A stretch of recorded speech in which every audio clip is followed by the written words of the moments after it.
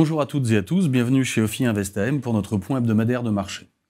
Alors, avant de parler d'une semaine qui, au final, sur le front des chiffres des banques centrales, a été plutôt calme, la nouvelle du jour, c'est ce qui est sorti hier concernant le secteur de la tech américaine et l'intelligence artificielle. Une start-up chinoise s'invite un petit peu dans le balai de l'anticipation des investissements à faire pour avoir des moteurs d'IA, en annonçant avoir développé des moteurs d'IA presque aussi bons que ChatGPT, mais avec une consommation de puces et des investissements nettement moindres dans des multiples à définir que ce qui a été consenti en termes d'investissement par les autres entreprises productrices de plateformes IA.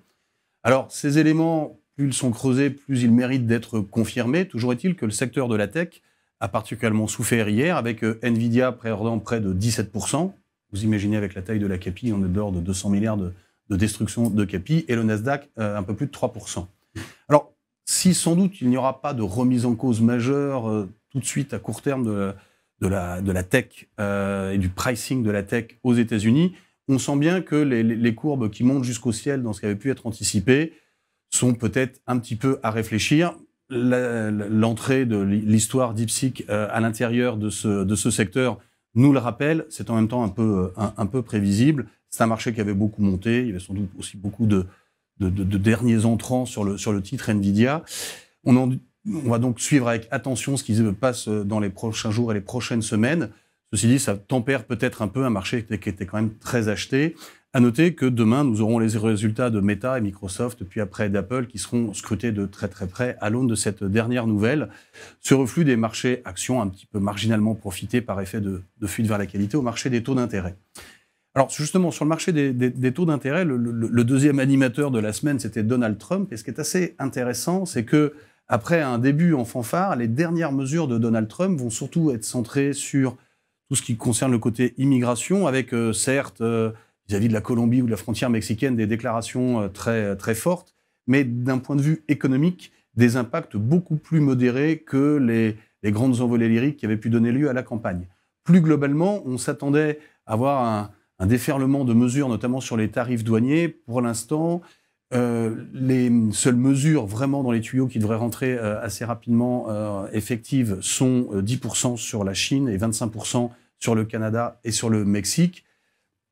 On n'est donc pas du tout dans ce qui avait pu être annoncé dans la campagne, et donc on a un peu une sorte de Trump light pour l'instant dans les déclarations.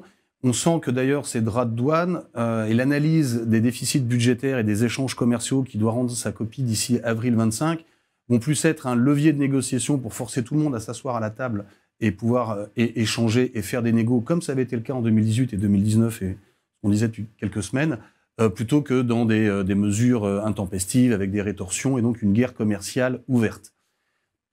Dans ce contexte, on a un marché finalement de taux d'intérêt qui n'a pas beaucoup bougé. En termes économiques, on a eu des indices d'activité aux États-Unis qui, s'ils restent bons, sont marginalement un peu moins bons qu'attendus. La meilleure surprise, même si elle reste modeste, étant les indices d'activité qui sont sortis en zone euro, qui étaient marginalement un peu mieux qu'attendus, témoignant des peut-être premiers effets des mesures de baisse des taux de la part de la Banque centrale européenne.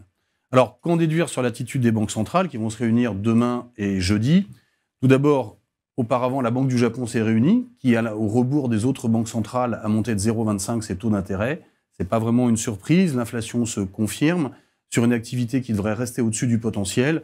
On attend une deuxième hausse des taux de la part de la Banque centrale du Japon d'ici la fin de l'année, ce qui est plutôt aujourd'hui dans les marchés, donc ne devrait pas causer de surprise à la différence de ce qui avait pu se passer en août de l'année dernière. Côté réserve fédérale, la tempérance, si on peut l'appeler comme ça, ou en tout cas la moindre agressivité qu'attendue des discours de Donald Trump, ainsi que des PMI un peu en retrait et une activité côté inflation qui rassure plutôt, devrait voir la Fed baisser par 2 reprises ses taux d'intérêt, sans doute, sur l'année.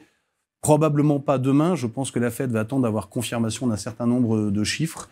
C'est aujourd'hui ce qui est à peu près dans la courbe, ce qui nous fait dire que la partie longue américaine, du côté de 4,5, est à peu près au prix et en termes de rentabilité tout à fait satisfaisante pour une dette très bien notée et de surcroît constitue un réservoir de performance en cas de choc et de fuite vers la qualité, s'il y avait un choc sur les actifs risqués. Côté zone euro, On reste toujours un peu dans le même scénario, même si le marché, avec le rebond des indices d'activité, a un petit peu enlevé ses anticipations, avec une banque centrale européenne qui, elle, devrait baisser, en revanche, jeudi, et faire procéder à 4 baisses des taux dans la première partie de l'année pour aller établir son taux court du côté de 2%, ce qui est à peu près dans la courbe et ce qui continue pour nous de porter intérêt à la partie longue sur la dette. À noter que l'énorme montant d'offres à l'émission sur le marché obligataire du mois de janvier s'est globalement très bien passé aujourd'hui. On a même eu, dans le cas de la France, qui voit sa marge contre Allemagne se resserrer à un peu plus de 70 centimes, une très grosse demande sur l'émission de 15 ans qui a eu lieu récemment avec des chiffres très importants qui ont été soumis pour acheter cette dette française. Côté crédit, également une très bonne absorption des émissions primaires avec plus de 4 fois la demande par rapport à ce qui est offert. Et c'est à noter, on verra si ça devient un nouveau standard de marché, mais la Commission européenne avait émis de nouvelles règles pour l'appellation Green Bond pour 2025, juste avant Noël, sans doute un cadeau. On a eu la première émission par une utilities italienne, A2A, au nouveau format Green Bond de l'Union européenne. Il va être intéressant de voir l'adoption par le marché de cette nouvelle norme dans les futurs investissements. Enfin, nous restons toujours confiants sur la partie haut rendement, avec, si certes on n'anticipe plus forcément de resserrement majeur, un portage qui reste toujours attractif dans un contexte de baisse des taux attendus de la Banque centrale européenne. Je vous remercie pour votre attention et je vous dis à la semaine prochaine.